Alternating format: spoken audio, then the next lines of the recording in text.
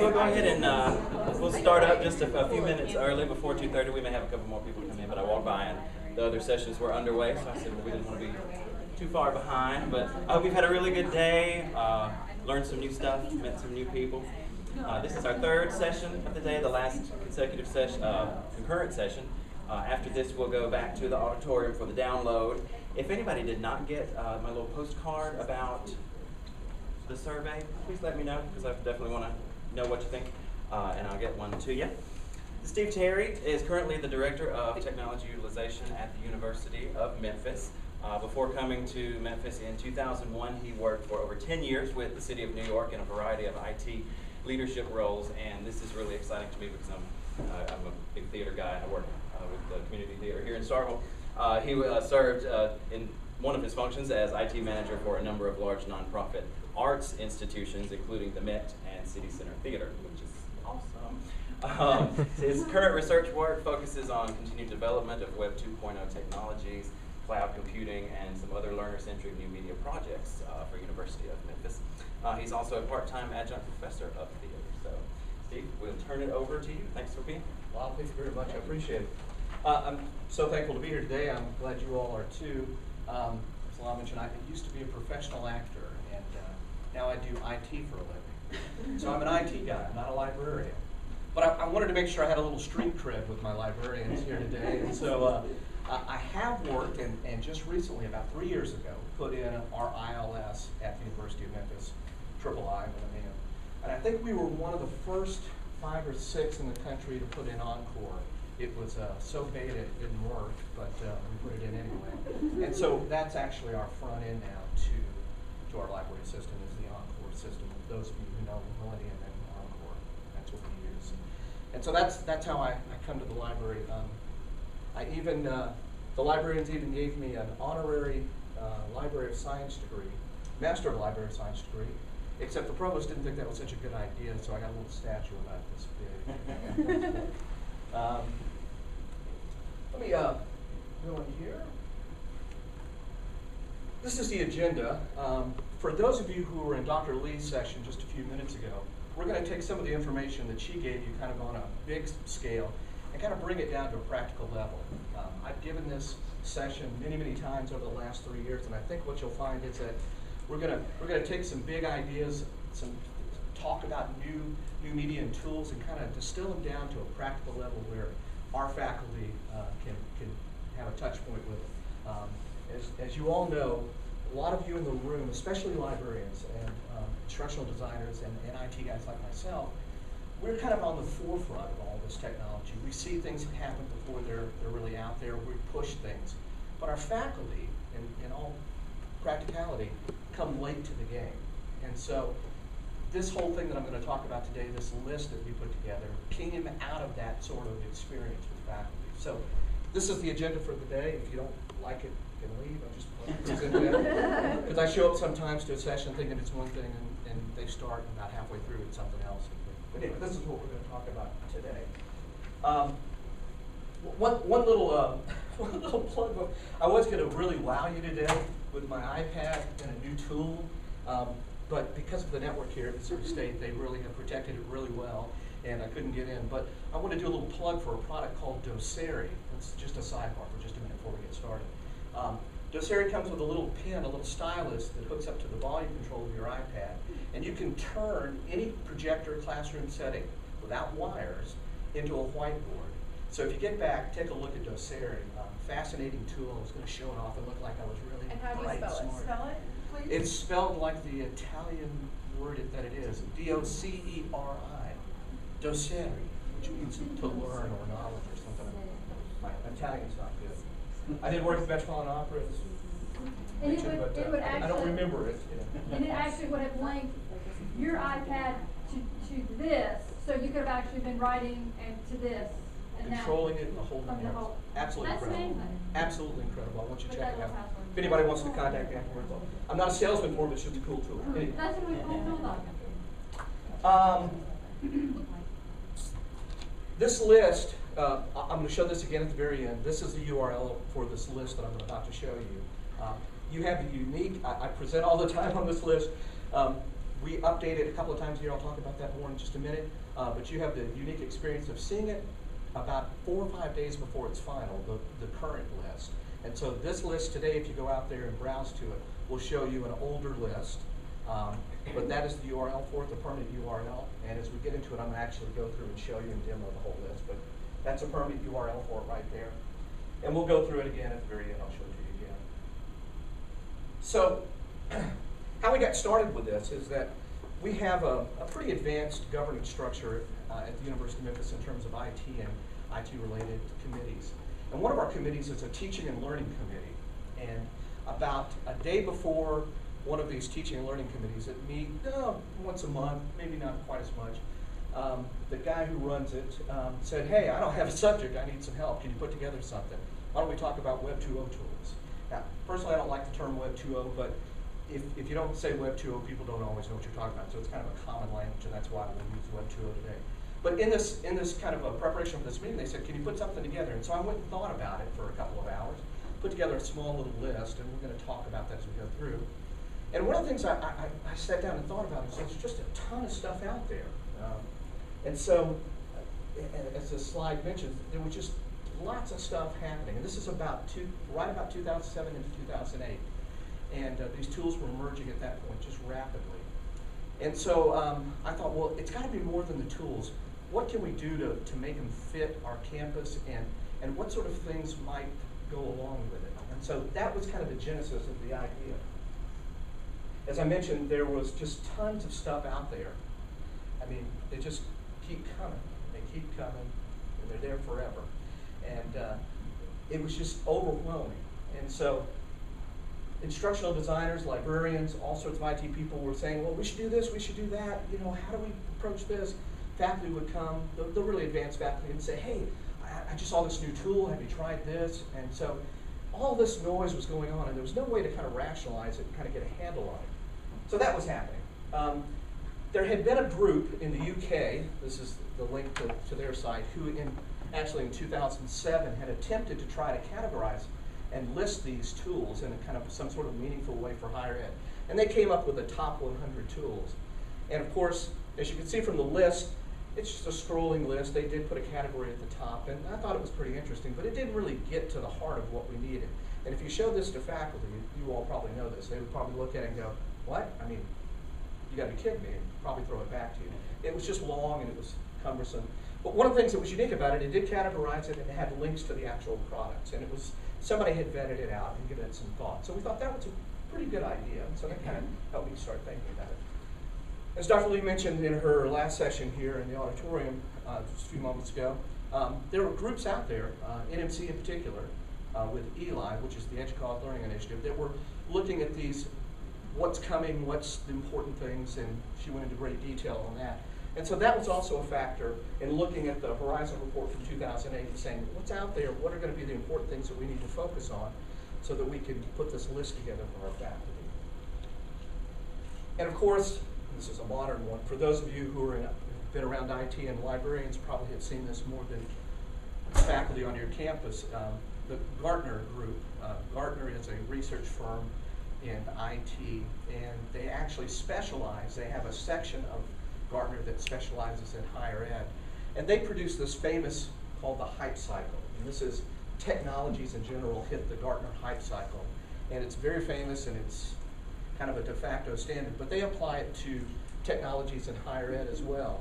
And actually, this is the latest one. It just came out a couple of weeks ago. I just included just for fun, but to give you an idea. And just on a sidebar here, I noticed this morning when I was putting it together, the global library digitization projects that entered just recently into the hype cycle has already been marked as obsolete before it reached plateau, which is a term that it's dead on arrival, this new technology. So kind of interesting. So all these kind of tools that were out there, all these reports, all these people kind of thinking about these ideas, kind of led us down a path. The other thing that was great about these tools was they were low cost, oftentimes free, or very low cost. But for me, as an IT guy, that wasn't enough. There's tons of free stuff that's really difficult to use. So when I looked at this and thought, well, what sort of tools can I recommend for this little meeting that I had to go to? I thought, what tools required little or no support? And I mean really simple tools that anybody you could sit down in front of, give them the tool, and they could click around a little bit and they would figure it out. So that was kind of a prerequisite for coming up with this list, or coming up with tools that were on this list. And it remains one of the tenets of the list today, is you gotta be really simple to use, because if you gotta pick up the phone and call somebody, you're on your own, okay? Now, not all tools on the list are that simple. Some do require support, and we indicate that. We'll go into a little bit more detail on that. But as a kind of a driving factor, that was what was keeping us going. As I mentioned, the tools were free, and they were low cost, and at the time, 2007, for most of us in public higher ed, budget crisis were a big deal, and so we were looking for alternatives to buying real expensive software. And as my friend Billy Mays here says, but wait, there's more. There was also a ways to try to take a look and think about some of the software that we were already using, and kind of roll them out for the enterprise. And the other unique thing was, most of these tools that were in the cloud also allow you to try them out. Even if they had a pay model, they let you try them out for a while to see if they were practical and met your needs. And we thought that was a kind of a cool thing to test drive these tools. This is from an ECAR. ECAR is an EDUCAUSE think group. And EDUCAUSE, for those of you who don't know, is a higher ed. Your library association is called what? Yeah, NALA, is that it? ALA. Yeah, ALA. So EDUCAUSE is kind of the equivalent for higher ed IT. And they have some little research groups that are part of that, and one of them is called ECAR. And back in 2003, they had kind of predicted, this, or had made this prediction in terms of support. So that was a big burning issue for our help desk, for librarians who support stuff, for just the general campus. That's going away, and self-support is more of a way of doing business. And so we were taking a hard look at that, as I mentioned. I'll go into this more detail. In our list, this became the support key that we used. It's a little bit provocative in the sense that a couple of them say you're on your own, basically. Feel free to use this tool, but we're not going to help you. Okay, we'll go about that. Then the next factor, the final factor, was kind of make recommendations to tools that met our needs of our campus. So as we go through this list, it's Creative Commons license, all of you can steal it and use it. But you might want to take time to figure out what works for your campus and for your school. Because what works for us, a lot of the tools will work for you. You probably already use them, but not everything may work. And so that uniqueness of identifying tools and products that work for your campus is really important, and one of the things you might want to look at. So I show up to this meeting. As I told you, I'd been asked by this kind of a teaching and learning coordinator to talk to faculty, and I show up to the faculty and I show them this list, and on this list that I first gave them, it had about 8 or 9 tools on it. It was just a Word doc, double-sided.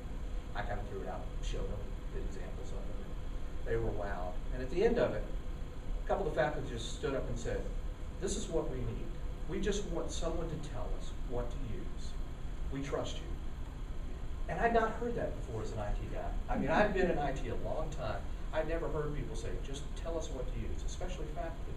But that's what we were hearing, and I've heard it repeatedly since then. Hey, we don't have time to go figure this out. We don't have time to research this. We don't know. You tell us what to use. Now, there's always going to be those out on the fringe that are going to do and push you all as librarians. But most of the faculty, remember now, we're talking about the common faculty member, don't want to know what the future holds. Just tell me what's going to help me today. And the other way they're going to get this information, if their peers tell them, hey, have you seen this? I'm using this in class. So those two factors are a large part of what goes on. There were a couple of other little, I call X factors, that helped us put this list together that was important. And one of them was, we had started a new program at the University of Memphis about 3 years ago called the Course Redesign Fellowship. And what it did is we took money out of IT, we took money out of the provost office, we took money wherever we could find it, and paid faculty a stipend to do course redesigns. And we went after high enrollment, low performing classes. That was our original intent. And part of the Course Redesign Fellowship was we kind of insisted that they use some sort of technology. And so we had to give them a list also that accompanied that so that they could say, well, I could pick these things and incorporate that in. Because part of the idea was to get them to do things new, and the only way to do that was to try to encourage them to use some new tools as well. So that was another factor. And then, of course, as the slide indicates, there were just some areas where people weren't doing anything. And so that was kind of a motivation as well. So let me go through, and I'm going to kind of demo the list for you. And feel free to jump in here and ask questions at any point. Let me tell you about the basic construct of the list here.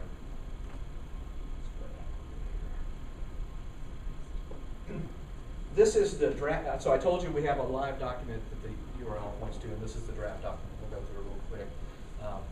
The basic construct is, and point as I go through it, we list we kind of categorize things, and we put what this category is and explain it to the faculty, and then we list the tool's description, what it does. So taking this first line, we say digital audio podcast creation tools, and then for the most part, where we have a couple of tools to choose from, we list one that's basic functionality, extended functionality, and full functionality. And that's code for very, very simple, a little bit harder, and a little bit more engaged. All of them are simple, but some of them are more easily used than the others. And so we tried to use that nomenclature to categorize these tools.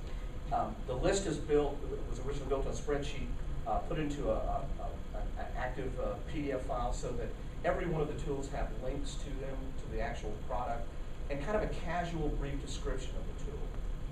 Now, if you look below, you see that this tool here, this Podcast Central, this is a podcast delivery tool and repository. I don't have three categories of tools on that particular one. And there's a reason for it. We have a standard on our campus, a product that we built. This Podcast Central, for those of you who used iTunes U, it's an iTunes U equivalent. It's just homegrown. We already had a product in place, and we didn't want to recommend anything other than the product we had in place and that we put effort into, and then it was part of our core offering. So in a lot of cases, we only offer one thing. Faculty didn't even know about some of the tools until we put them on this list. Things that we had built for them, spent lots of money and lots of effort on, until it was categorized and put in a list they didn't even know about. And once the list is made, it gets spread around and it becomes part of the culture of the campus, and that's how it gets adopted. Scrolling down here a little bit further, different categories, and you'll notice that some of the categories are blank in the basic functionality and full functionality. Now, when we started the list, and we've left them blank for that reason, for a particular reason, when we started the list, we had two other products. Let me give you a for instance. So this product is for live lecture conference tools, and those of you who used Adobe Connect know what I'm talking about. And so we've settled down on Adobe Connect. But we had other products that we were using that we liked. We had a full set of Wimba. For those of you who know Wimba got bought by Blackboard, and it was just too expensive. So we had to let that go. On the low end, there was a great product called DimDim. DimDim was a terrific product, a great conferencing tool, very low cost. I think we had 20 rooms, kind of 50 people simultaneously in all 20 of those rooms at the same time for like $1,200 a year. Just an incredible price for a really terrific product. Well, Salesforce.com, a company, bought them and they went out of business. And so they no longer were a tool that we could offer up to faculty. So we've settled on one. We at this point have adopted, and at some point that one will spread across all three. But in the meantime, we're not sure that it'll quite make it, so we leave it in kind of that center category and say, well, this is the only offerings we have. Quick question for you. Sure, absolutely. I'm curious, why do you think that Keynote is full functionality and PowerPoint basic versus like the middle functionality? I'm just curious. Good question. So PowerPoint is available both on the Mac and Windows platform. Keynote is only available on the Mac platform. That was a simple reason why. Even though between you and I, it's not any harder to use. You had to have a Mac, and predominantly Windows machines rule the world, and so that's why I made it to that category. Okay. It's that simple. Not all of them are that simple, but that one really is. No, I was just curious because I found that it was useful. I did a poster for here, but like the templates and the things that I was able to do with Keynote, I don't think I would have been necessarily able to do with PowerPoint for pulling it up into a poster. And PowerPoint on the Mac is a little bit more functional than it is on the PC, I think, for me personally. But you know what's taken over is Prezi. Prezi has taken over.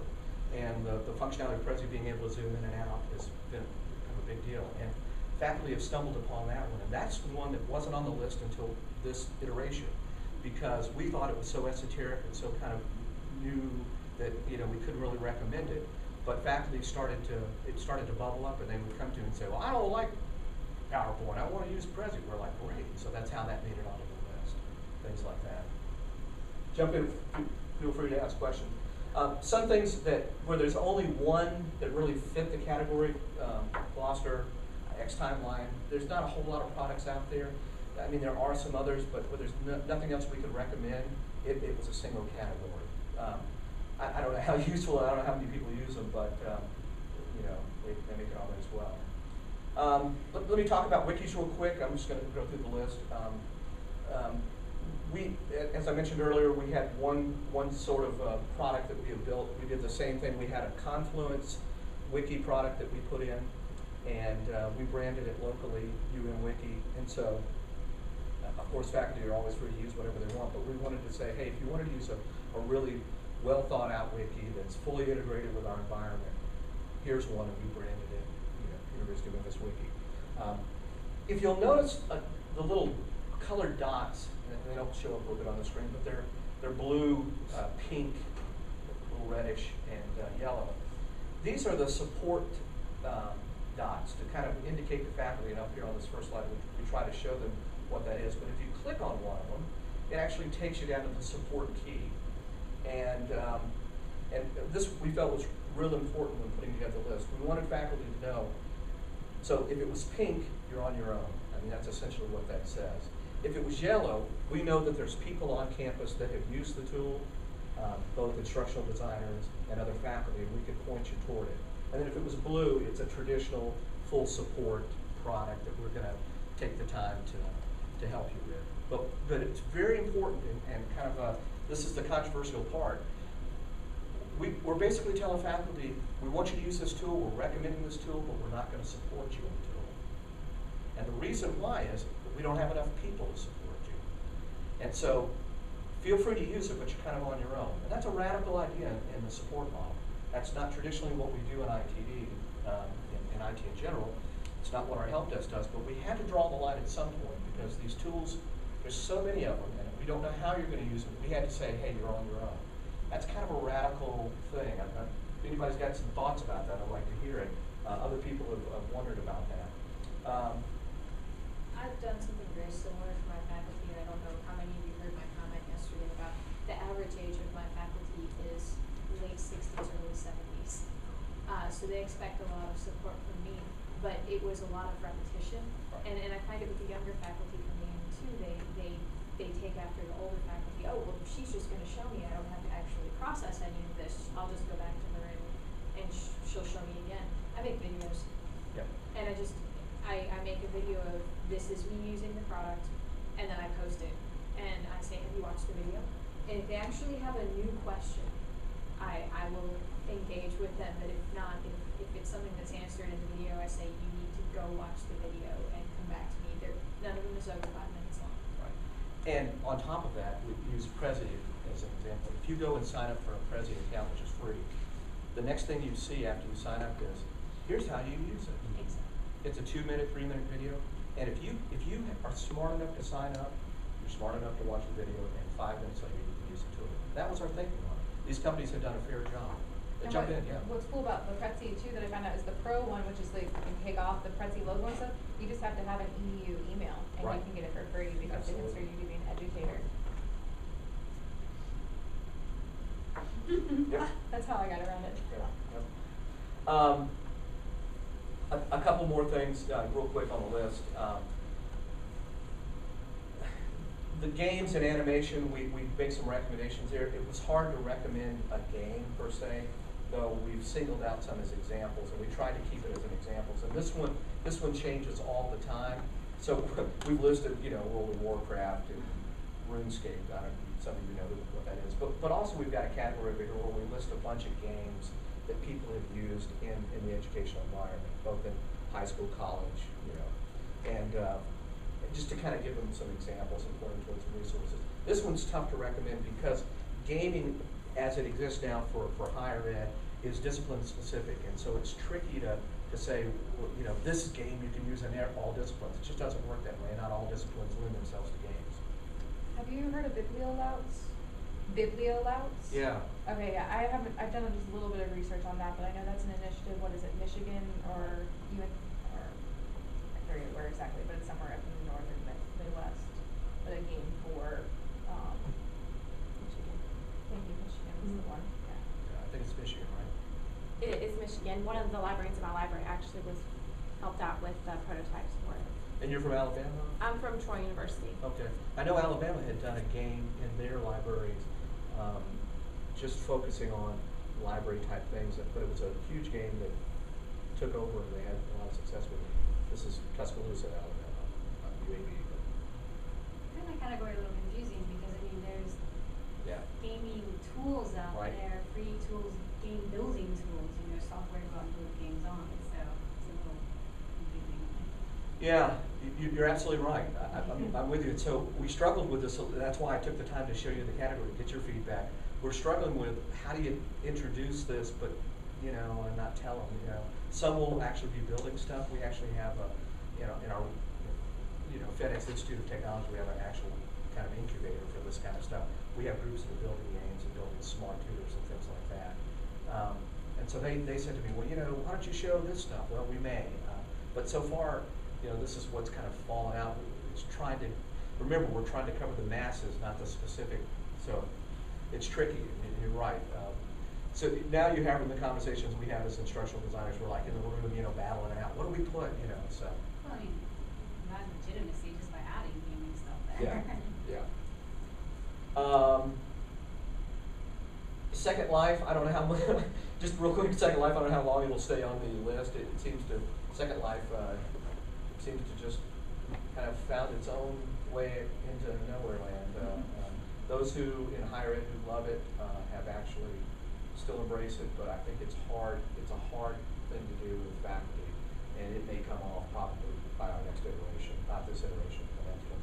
We still have a few faculty. The one that's rising are animation tools. There's a couple of great ones out there. And of course the high end is Toon Boom.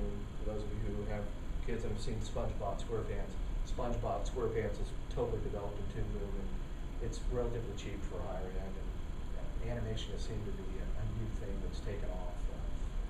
Will it be on there next year? I don't know, but today it's on there, you know, so.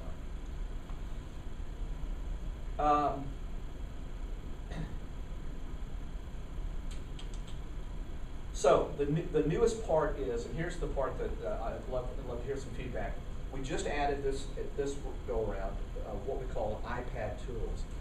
iPads this semester, the fall semester, will make it into the classroom from the instructor level pretty heavily, we think. We've seen a bunch of people bought them over the summer. They're happening. With the iPad 2, you now can buy the little dongle that lets you project, whereas the iPad 1 you couldn't do that very well. You could show YouTube and Keynote, but you couldn't really show anything else. With the iPad 2, you could show everything. And you can also show it in HD, and a lot of our projectors have moved to HD. And so it becomes a valuable tool in the classroom. And so we've struggled to try to come up with a list. Now, all the other tools that I showed you above there are available on a variety of platforms. They're web-based. But there's also an iPad equivalent, Evernote, you know, for instance. Adobe Connect, there's an iPad equivalent. And so we're struggling with, do we put those again in this area and say, hey, there's an iPad version, or do we leave it alone and just let them discover that on their own? So one of the things we're struggling with. And so we've listed just a few here that we knew people were using and knew that would have a practical, you know, immediate kind of thing. And those of you who sat through the last session with Dr. Lee, she mentioned Inkling, and she mentioned it from a textbook point of view. And one of the things I was going to kind of raise my hand and question her on is that as a tool for students to replace their textbook, probably not there yet, she mentioned that, but as a tool for instructors to come in and show that stuff off. If you've not seen Inkling, take some time to look at it. I mean, it's full-blown motion video graphics happening in real time with updated stuff all the time. You can bring that in, and it can be a course module for you, or several course modules as instructors, you know, teach. And it's fantastic.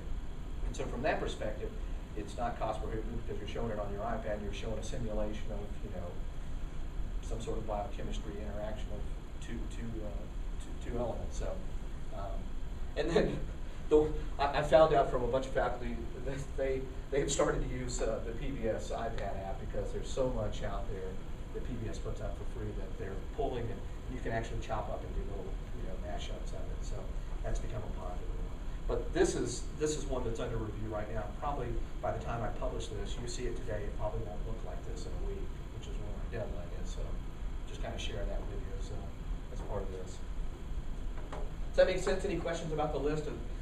I know it's kind of underwhelming. I mean, you're looking at this and you're going, wow. I mean, Steve, come on. This is just basic stuff for us, you know. But think about the audience, the faculty that are going to be using this. Most of them don't know this, and they have never been exposed to this. And so it's a way to help them get started. It's a way to categorize. It's a way to put together some sort of list that helps them understand what's going on. Yeah, I was just thinking that you were talking about some of the iPads, you know, have equivalents for some of the other applications. Perhaps the same way with the support key, you could have an icon that means there's a mobile equivalent, whether it's through the same vendor or, you know, a different platform that's a mobile equivalent. Excellent idea. Thanks. A convenient way to add that into the rewarding I wish I had you in my meeting the other day where I was thank you. That's absolutely correct. Let me keep going with a couple other things real quick here.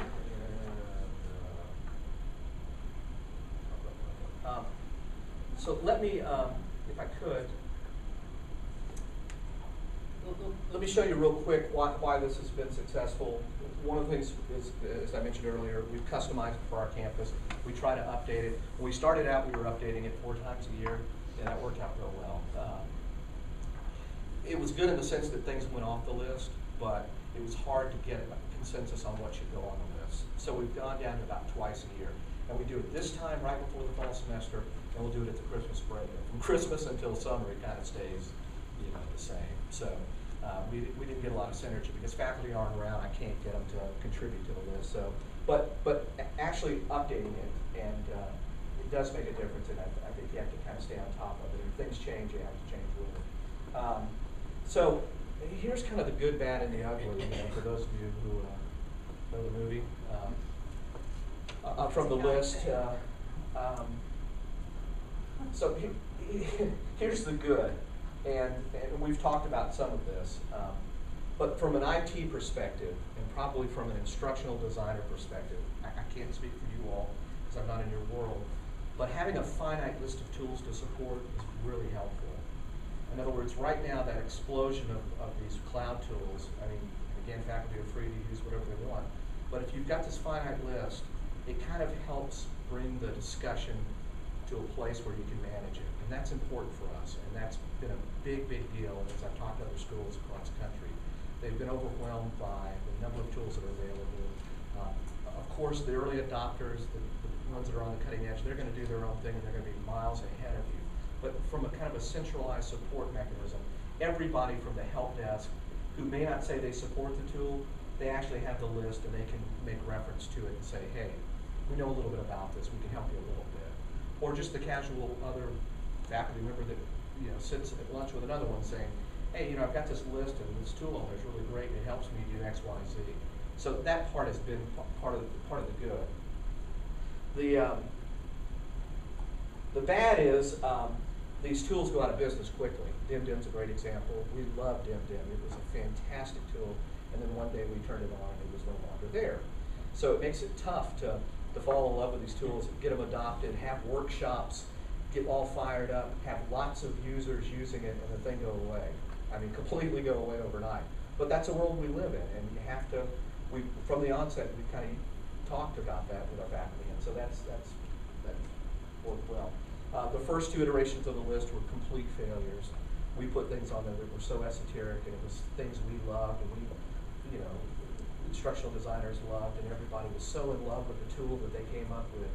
We kind of missed, you know, what the purpose was, and that was tools that were practical and that were easy to use. So you're going to have some fails if you try to do a list like this, and not everybody will agree on what tools to go on the list too, and that's another thing that's tricky to find. the ugly part is, and I've mentioned this a couple of times, faculty are free to use whatever they want, and it makes it tough because you'll get some really vocal faculty that say, oh, you know, you guys are a bunch of idiots talking about a tool that's 4 years old when I've got this new widget that does everything in the world. And so dealing with that is a tricky thing, but it's part of, you know, putting something like this together. And the other thing is not everybody on your campus will be in favor of this. There will be real opposition.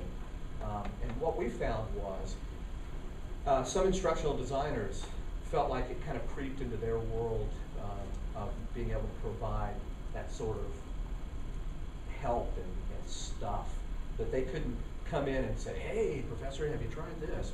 That it kind of cut into their business a little bit by having this list. And I kind of argued strongly against this and said, you know, I think it helps you. At least it gives you a jumping off place. So that was part of the struggle with the ugly part of it.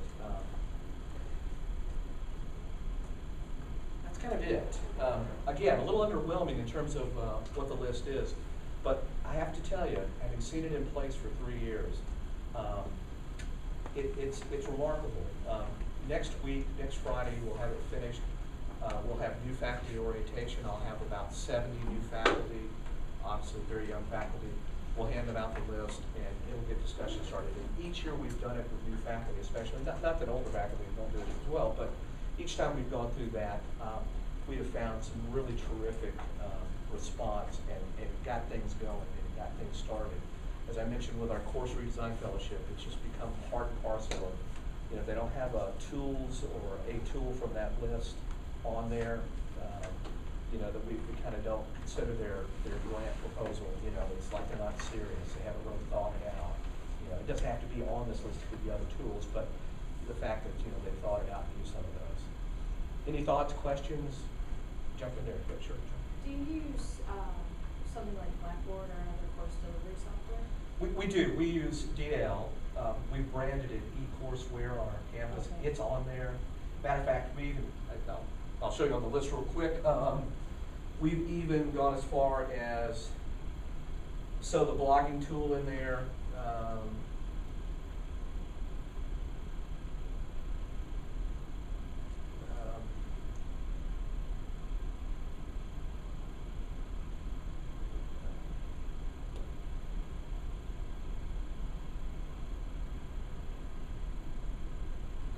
so here's the course management tool right here. eCourseware, it's DL. Tennessee is, all of Tennessee is on a DL site up in Canada somewhere. And My school is looking at different courseware programs, and they found that some of them are hostile to the idea of creating things in other applications and bringing them in. So Blackboard I was wondering especially. If you, very much so. So I was wondering if you had any issues with that with your. Not too much. We don't like centralized, well, the people that I deal with, course designers, IT people, in general, we don't like course management systems. And I think the reason all of us have course management systems, it gets our bosses off the hook.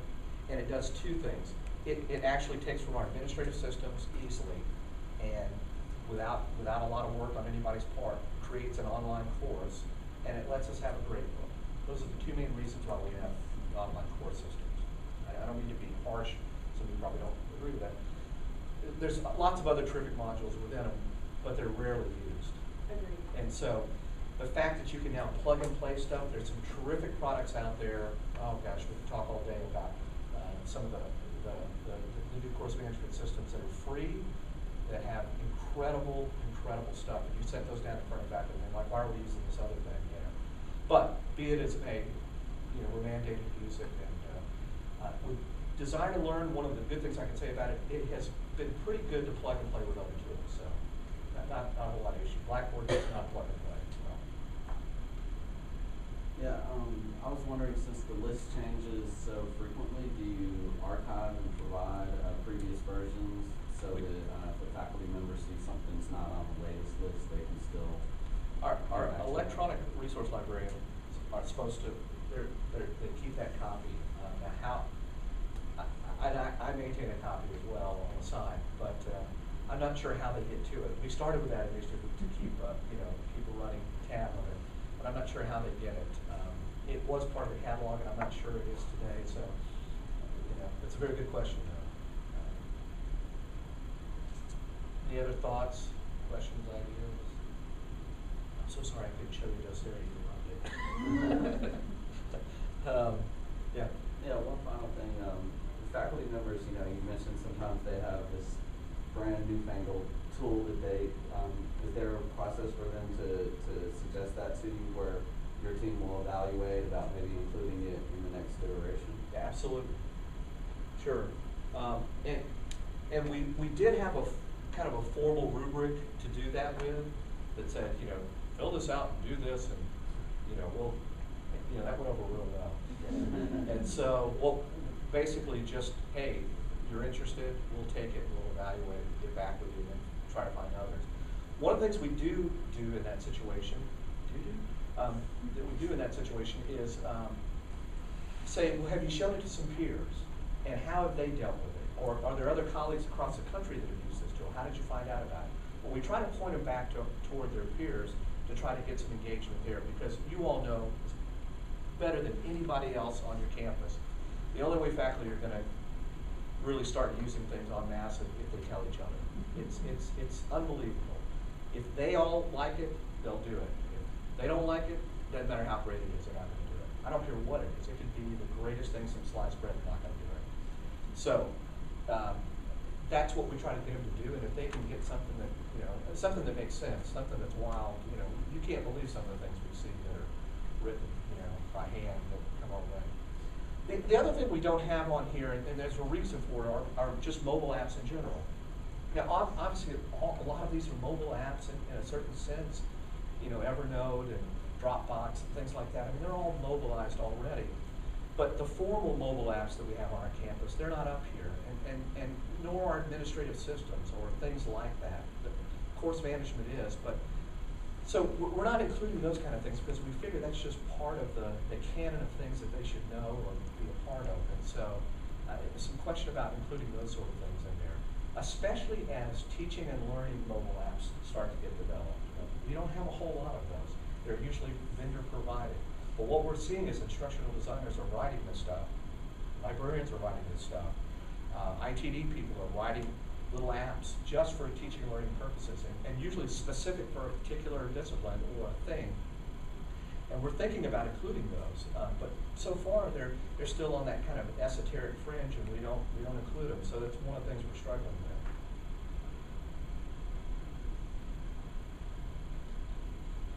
Any other? Well, I got the end of the day here. Any other kind of thoughts or ideas? All I can tell you is, I guess my last thing to leave you with is that customizing it for your environment probably will work best than just taking something and adopting it. And that's what makes the difference. As I told you, this thing has got a Creative Commons license free to use. You use it as much as you want to find some practicality in a lot of the tools. But really trying to figure out and find out what works for your campus. And the way to do that is talk to your faculty, talk to your committees that deal with teaching and learning, talk to your help desk, talk to your instructional designers, and of course, by all means, the librarians. They're going to be key in making that happen. Well, thanks very much for coming. Appreciate it.